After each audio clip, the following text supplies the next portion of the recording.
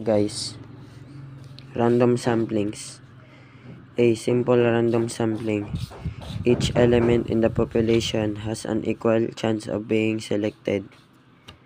B. Systematic random sampling. Listing every element in the population and selecting the value of K element is your population list. Finding the interval K. So may interval siya. May gap siya. Yung poproblemahin mo lang kung saan ka magsisimula.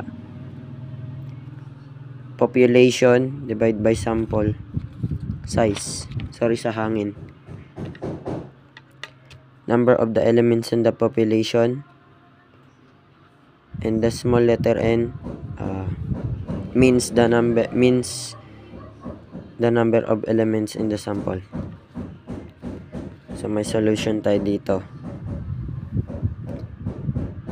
which is step 1. Prepare a sampling frame by randomly arranging the 250 students. 250 yung meron tayo sa isang population. Step 2. Assign each student a number from 1 to 50 to 250. Hindi naman yata kailangan yun. Step 3. Find the sampling interval K. Divide the population size by the sample. Yan yung formula natin kanina. Size 71. So, 250 yung population, 71 yung sample. Elements in the sample. Ayan yung kalalabasan yan. 2.52. Ay, 3.52. So, ginawa na lang 4. Round up. Then step 4, select a number from the whole numbers between 0 and k plus 1, which is yung value ng k natin ay 4. So 4 plus 1 is equal to 5. So what are the numbers between 0 and 5? 1, 2, 3, and 4 by simple random technique. So step 5, assume where the starting number is. So it really depends on you kung saan kung saan magsisimula, kung anong value ng sample, element ng sample, kung saan ka magsisimula. Ayan. Step 6, select every student with the result. Next up, C. Stratified random sampling. The population is divided into different strata or divisions. Each strata is based on some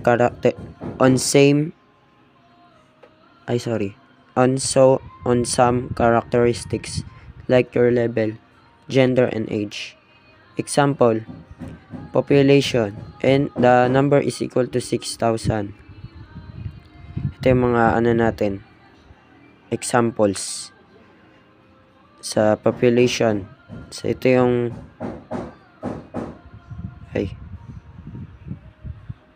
wait lang, gulan ako. Okay, so ito yung mga strata natin, grade 7, 8, 9, 10, 11, and 12. And yan ang mga students na yan, they sum up to 6,000 total. So yung buong population included. Then the number of students per strata,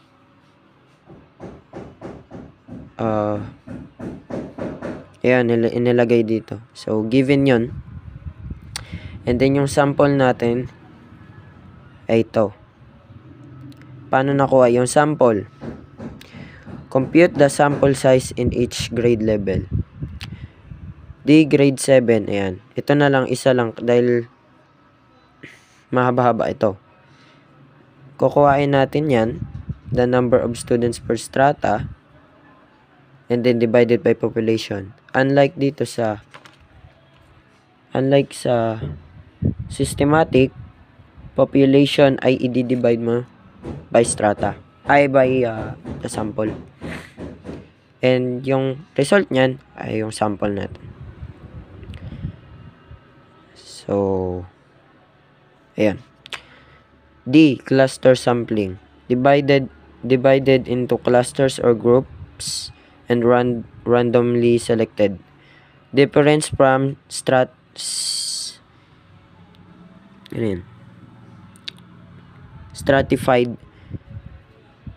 The sample consists of elements from the selected clusters only.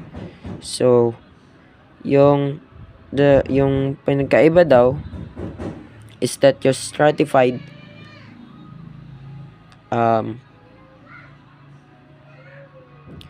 nagko-consist lang siya ng involved lang po yung mga selected clusters. So, pwede halimbawa may 7, 8, 9, 10, 11, 12, 13 pa pala. Hindi in-include yung 13. So, 7 and 12 lang. Selected clusters. And then, may mga sample tayo dun. But, yung sa cluster sampling po natin, lahat po ng cluster.